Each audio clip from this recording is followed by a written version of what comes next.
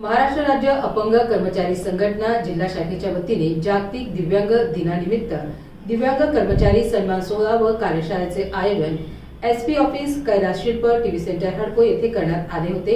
या कार्यक्रमाचे अध्यक्ष जिल्हाधिकारी दिलीप स्वामी होते, तर उद्घाटक राज्यात उपाध्यक्ष साईनाथ पवार हे होते।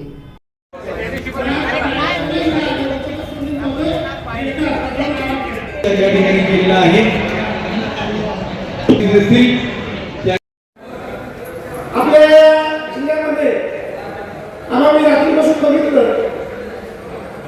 आपण वेळात वेळ काढून आमच्या कार्यक्रमासाठी आलात, आम्हाला मार्गदर्शन केला, त्याबद्दल आमच्या सर्व संघटनेच्या वतीने खूप खूप धन्यवाद व्यक्त करतो। थँक्यू। यानंतर आपले माजी जिल्हाध्यक्ष आदरणीय आराराबा यांना शिवनेती करतो की त्यांनी आपलं मनोगत या ठिकाणी व्यक्त करावं। ज्यांनी मला वेळोवेळी फोन करून तुम्हाला यावं लागेल त्याच्या मुदतीला मान देऊन मी या ठिकाणी आलेलो आहे, तर मी सेवानिवृत्त झालेलो आहे।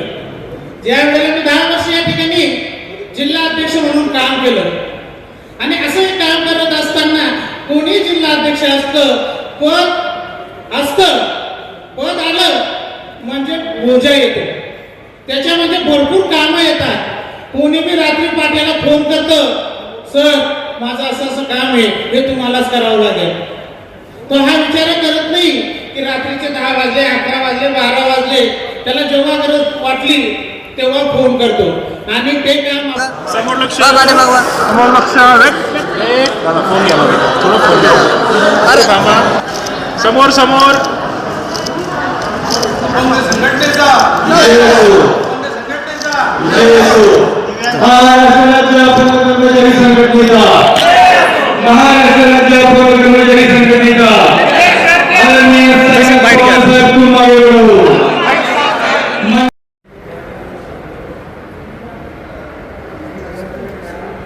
आपल्या सर्वांचं प्रगबाद UCM टीव्हीमध्ये स्वागत आहे।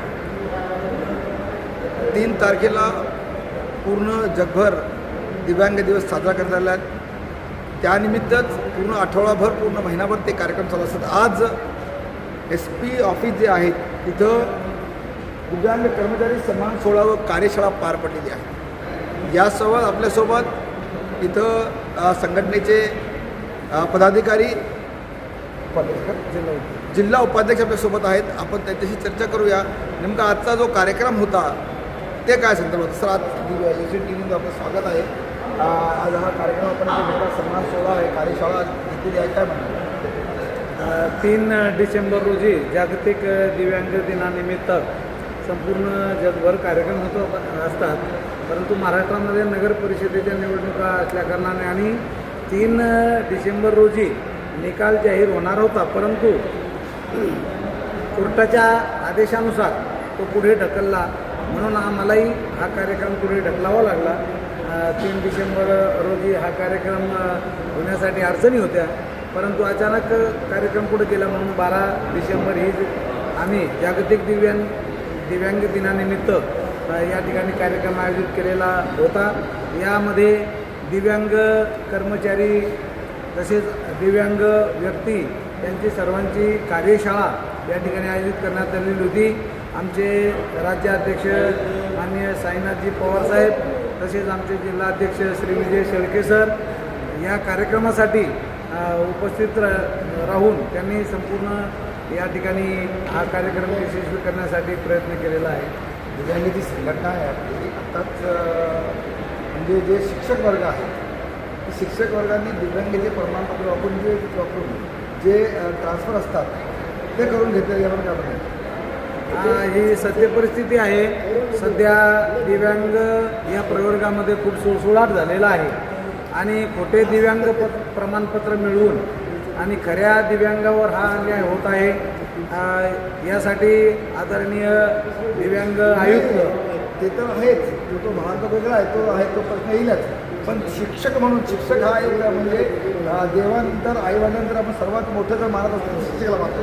शिक्षकच हे असं दिव्यांगाचं चुकीचं म्हणजे प्रमाणपत्र वापरून बदल्या करून घेतात, याच्यावर काय म्हणतात? जिथं स्वार्थ येतो त्या ठिकाणी मग नीतिमत्तेला जागा राहत नाही। शिक्षक वर्गामध्ये सुद्धा आपल्या स्वतःच्या स्वार्थासाठी सर्व नीती बाजूला ठेवून काही व्यक्ती, काही शिक्षक बांधव हे खोटे प्रमाणपत्र मिळवून त्या ठिकाणी बदल्यामध्ये त्यांनी लाभ घेतलेला आहे. त्याची चौकशी चालू आहे. आजच माननीय शिक्षणाधिकारी मॅडम आणि समिती आलेली आहे. समिती यांनी जवळपास जिल्ह्यातील भरपूर 49 शिक्षकांची चौकशी त्या ठिकाणी चालू आहे आणि त्यांनी पक्षपातीपणे व्हावी आणि दोषींवर कार्यवाही व्हावी, म्हणजे खऱ्या दिव्यांगावर अन्याय होणार नाही असं मला वाटतं. या ठिकाणी मुंडे साहेबांनी आता सगळ्या दिव्यांगाची महाराष्ट्रभर चौकशी सुरू केलेली आहे. त्याच्यामध्ये भरपूर प्रमाणात चुकीचे म्हणजे डुप्लिकेट दिव्यांग प्रवर्तक घेऊन लोकांना जॉब करत आहेत. का म्हणायचं? माननीय आयुक्त तुकारामजी मुंडे साहेबांचं मी खूप खूप स्वागत करतो.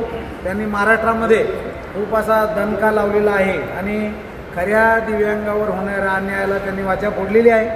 जे कोणी खोटे प्रमाणपत्र घेऊन वर्षानुवर्ष दिव्यांगाच्या या टाळूवरचं लोणी खात आहे त्यांना खरोखर जबर शिक्षा झाली पाहिजे आणि जो खरा दिव्यांग आमचा बांधव आहे त्याला कुटुंबामध्ये आणि समाजामध्ये ज्या काही हालापेष्टा भोगाव्या लागतात, एक आपल्या शारीरिक तसेच मानसिक त्रास सहन करावा लागतोय, त्या अनुषंगानं माननीय साहेबांनी खूप चांगला उपक्रम हाती घेतलेला आहे.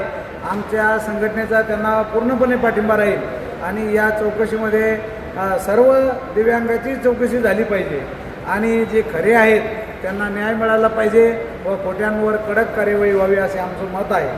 दिव्यांग खूप बेरोजगार आहे. त्यांच्या रोजगारासाठी संघटनेमार्फत काय करणार?